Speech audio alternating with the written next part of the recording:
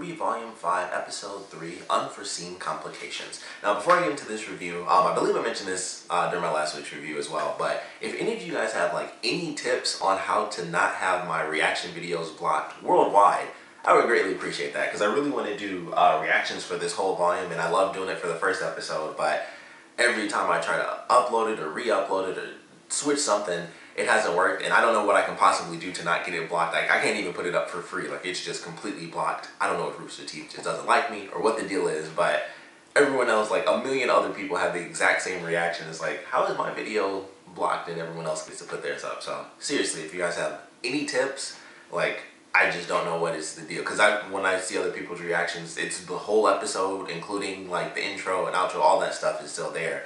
So I have no idea why mine is getting blocked, but that got blocked. My intro analysis just got claimed, and I was just like, geez, I can't do anything RWBY based outside of just my simple reviews apparently. So if you guys have any tips, I would greatly appreciate it. Also this weekend, I'm going to be going to a convention. I'm going to Youmacon, which is in downtown Detroit. So next Monday, I would say next Monday or Tuesday, definitely check out my Instagram, which all the information for my media stuff is in the description.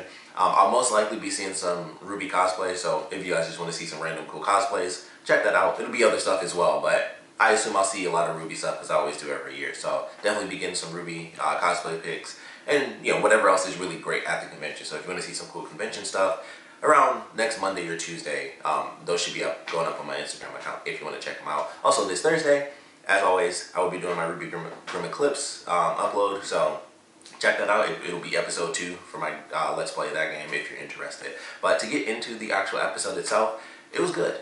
We actually get to see our maiden, Vernal. We get her name as well, so that was pretty cool. Very simple. I would say it was pretty simple. I was hoping that we'd actually see Raven again. I was like, oh, maybe we'll get to see, 2 characters that are still fairly new to us. But, excuse me, sadly we just get the bandits with Weiss, and then I still want to just keep calling her by her maiden name, but now that I know her real name, I have to call her Vernal. But we get to see Vernal talk to Weiss, and she kind of explains to her everything that's going on. It's there's nobody in Mitchell, nobody's coming to help you at all. Ironwood recalled everybody. He called his troops, he called his little robots, or tin cans as she put it, and it was just they're gone, you're trapped. So Weiss is continuing her sort of journey of self-discovery, this new version of this character, which is great. I loved it, because even the way it ended, I was like, this is really cool. I love what they're doing with Weiss. Maybe we won't see her actually interact with Yang, because she's got it. She's, she summons the Little Knight, which I actually thought was super cool that she made a small version. I thought she was just going to make a blade appear, and it was nope, the tiny itty bitty Little Knight. So it was now I kind of want a figure of that. For some reason that never popped into my head until this episode. She made that small version. I was like, well, I want to figure that now because that seems cool. But she's doing her own thing. She's tied up. She's like, all right, well, they're knocked out. Nobody's coming to save me. I got to save myself. And it's great. It's her doing her own thing, and, not only striving as this character who now cares, but as this character who is now stronger. She's always been capable, but now she's capable on her own. And that's something that we haven't really seen from her before, because the characters, were always together. And even when she was alone in the last volume, that was more, the mental aspect of it, where it's she has to develop mentally her own faculties to move beyond her family, her family ties. So I love what they're doing with Weiss. I'm very excited to see her story continue. Honestly, it's probably what's excited me the most, just because it's such a change for, as far as Team RWBY. She is the character that's getting the most change, I would say. Despite what happened with Yang, we aren't really seeing it as much. So as far as Weiss is concerned, I feel I'm excited the most for her individual story. As far as overall stuff, I don't really know what would be my favorite part. It would probably just building up to the ultimate conclusion. But as far as picking one specific character, I would say I'm most excited to kind of follow Weiss's journey throughout this volume, just because of how far she's come in that last volume, and then what she's doing to, save herself, in this episode alone, at least at the, very end.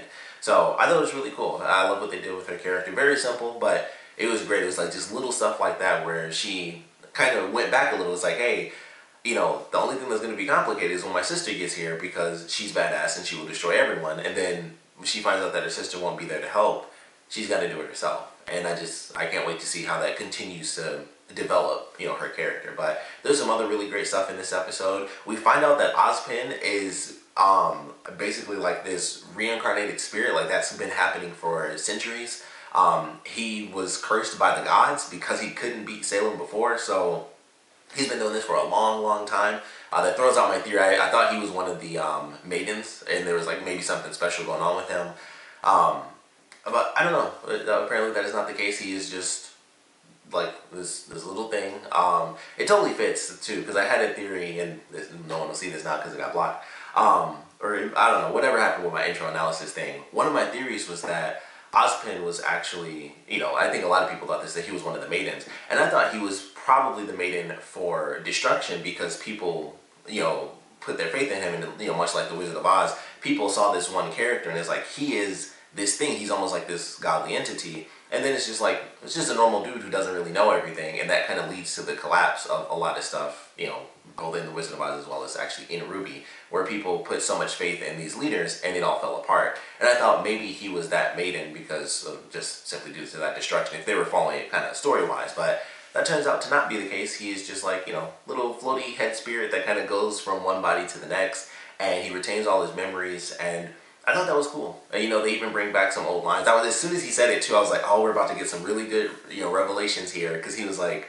I told you once that I made more mistakes than any man or woman or child alive. And he's like, I wasn't exaggerating. I was like, oh, we're about to get some crazy story elements. And of course we find out that he's this spirit who goes from body to body. And he mentions that he transitions from one person to the next, and his spirit goes into someone who is like-minded. So I find that very interesting. I don't know the specifics of that, because he says like-minded, but it's like, is there some sort of bloodline thing going on there when he says like-minded, or does he legitimately mean it's just like someone who wants to help the world? Because I feel like that could be almost any person. Like there's so many people where that could fall in line, but I feel like there's something there. I feel like they didn't give us all the answers, but it was like, he was like, oh, someone who's like-minded. I was like, that's so vague. There's got to be something extra to that. I could be wrong, but with it being RWBY, I'm like, there's probably something extra to that. Because saying he transfers from one person to the next, and they're all like-minded people, I'm like, that seems like there's a lot more to it than just, we kind of think similar. Like, we're good guys. There's just so many people, it's just like, there's something extra there. So thought that was great. Also, that does answer a ton of questions, because it was like, is Oscar like Ozpin's like secret love child or something like that? A billion different questions. All that is kind of just gone. Oscar's just this kid. He was just this random kid, and Ozpin kind of transferred into him, and that's pretty much all there is to it. We do get to see them kind of switch over the control, which I thought was actually pretty cool. So that kind of makes me wonder now how many times Ozpin was in control versus whoever that last person was, whose body he was in. So I find that very interesting to kind of go back to other volumes and be like, how much of this was like Professor Ozpin and how much of this was whoever that random dude was? Because that's just a person now. It's super weird too, because it's like Ozpin is like the essence of this being that's lived for centuries, and the dude with the with the white hair is not Ozpin. That's just like some dude who was kind of cool, or maybe not even that cool. I don't know. It's impossible to say, because it's like how much of the power is specific to Ozpin himself, so it's like how much is there, how much is going to be gained from Oscar as a character himself. So there's still a ton of questions as to what's going to happen there, but it was great. He shows up, he's like, hey, this is what's happening, we're going to get you guys back into shape. He instantly knows, like, I talked with Crow and he told me what happened with Leonardo. I don't want to jump to conclusions, but I also don't want to rule out any possibilities that something might be going wrong. So we need some people that we can trust, and I'm gonna, basically train you guys and get you back into shape. Because it was kind of funny that they had this in there, but it kind of referenced the Yang character trailer where she was trying to train RWBY, and it was like, hey, you need to fight better. And exactly what RWBY said was like, I don't need to fight. I have Crescent Rose. Like, that's always been her thing. It's like, once I have my gun / scythe, I'm pretty good. And they kind of bring that up again. It was like, you're great with it, but you have like no skills in hand-to-hand combat. And it was just like, yeah, that's true. And then of course, Jean is like, he hasn't unlocked his semblance. Although they've said that we've seen it before. So he hasn't truly unlocked it, but we've definitely seen it. So, that theory is still kind of up in the air, but I thought it was cool. So Ozpin training them, and I don't know if that means we're going to get to see them utilize new abilities. I don't know if that actually means, like, I know we've been waiting forever. I just don't know if we'll actually see Jean unlock his semblance. I would love for that to be this volume. It would be a huge freaking episode.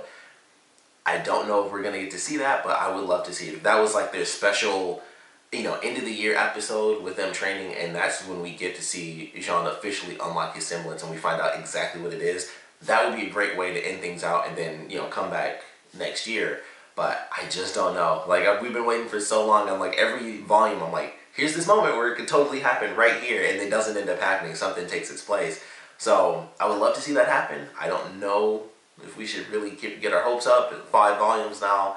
But I would love to see it. You know, if that happened to come out due to the training, I think that would be fantastic, and it would be great to see that and just see the characters, you know, kind of working together. So I hope that happens this volume. I'm not going to get my hopes up super duper high because I always do that for something really epic, and it doesn't happen until like the next season.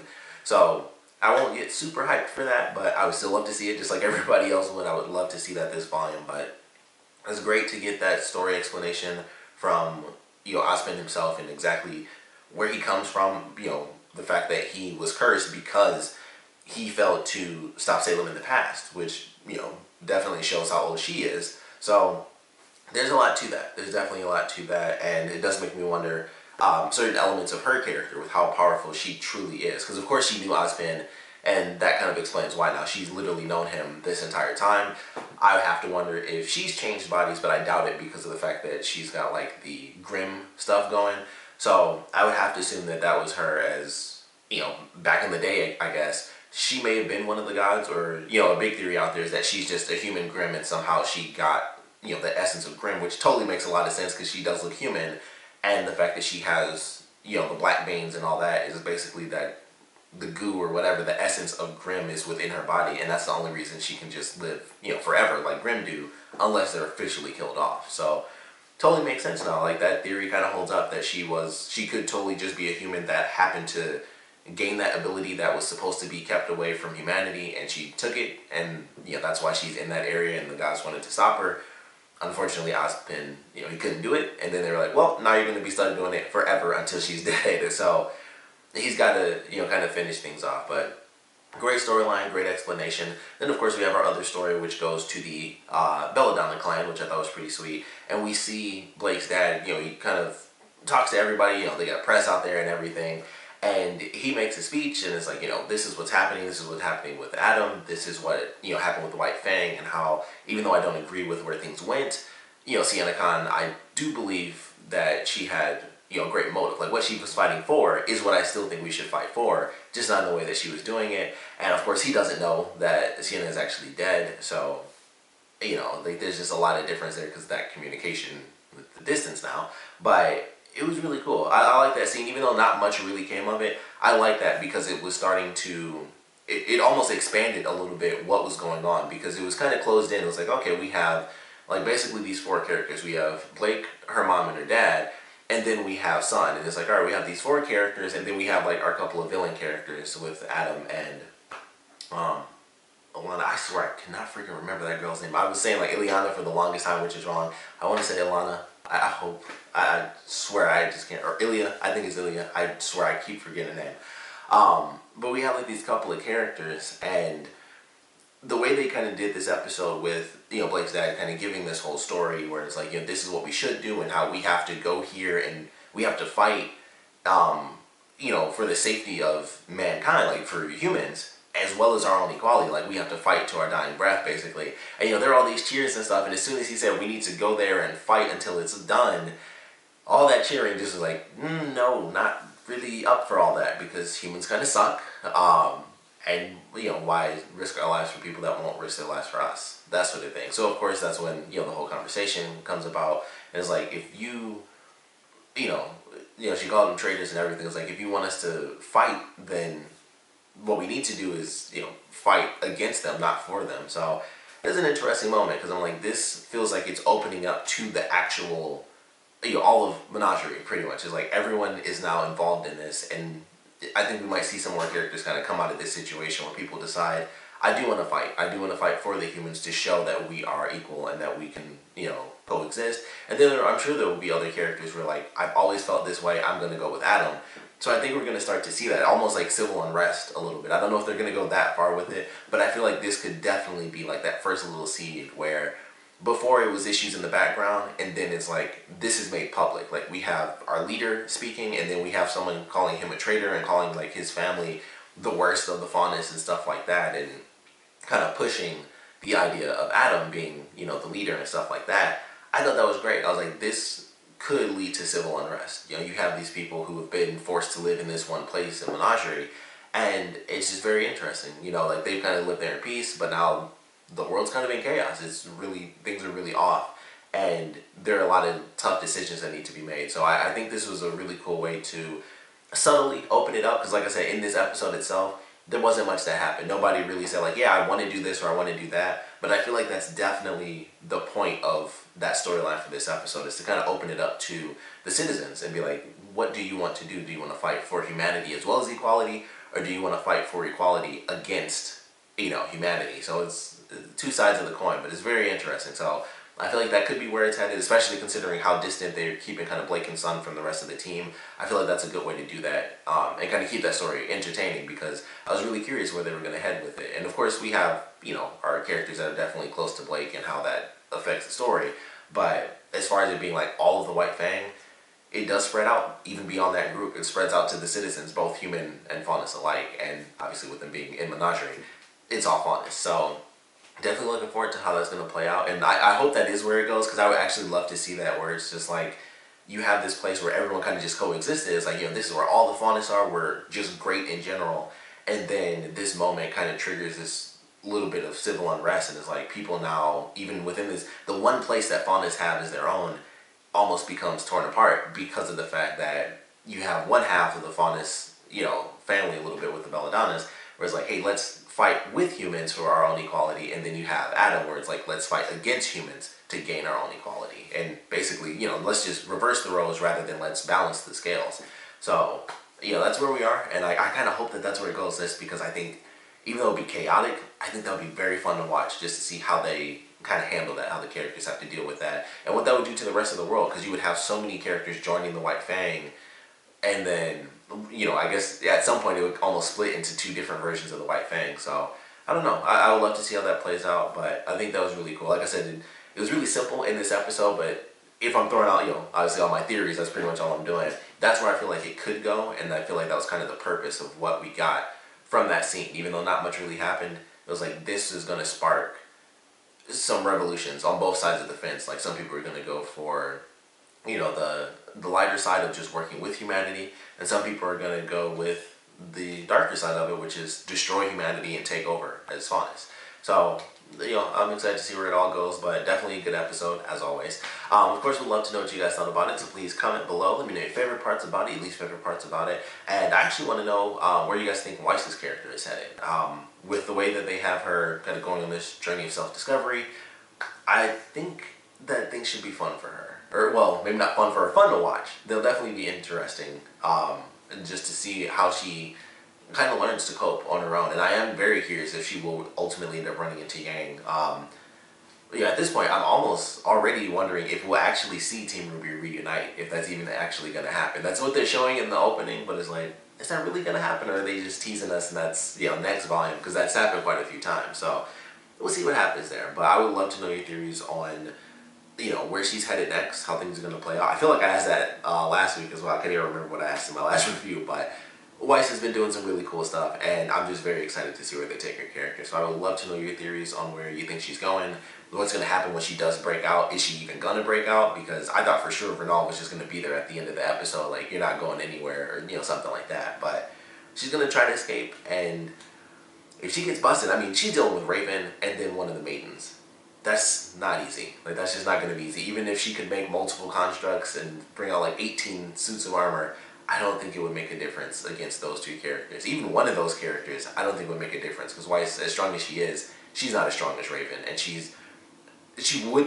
can't be as strong, you know, as a maiden. So there's just so much to that. But we'll love to know your theories on what's going to be happening with Weiss and where her character is headed. And of course, I want to know what you guys thought about this episode in general. So please comment below, let me know, and thanks for watching.